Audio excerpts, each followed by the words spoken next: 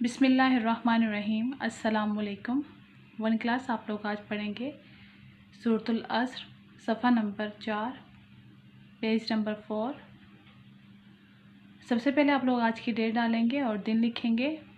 आप लोग अरबी भी पढ़ेंगे और इसका तर्जमा भी, ठीक है, और फिर इसको याद भी करेंगे।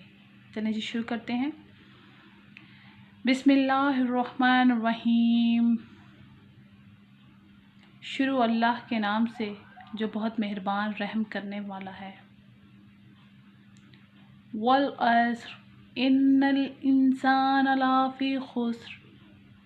कसम है ज़माने की, यकीनन इंसान खसारे में है।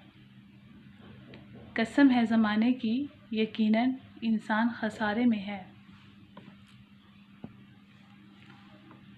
इल्लल्लज़ीना आमनू व अमिलुस्सालिहाति, सिवाय इन लोगों के जो ईमान लाए और नेक अमल करते रहे।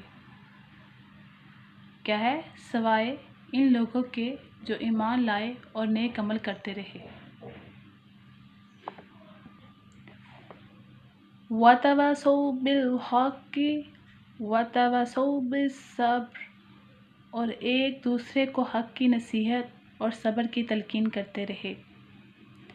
और एक दूसरे को हक़ की नसीहत और सब्र की तलकीन करते रहे।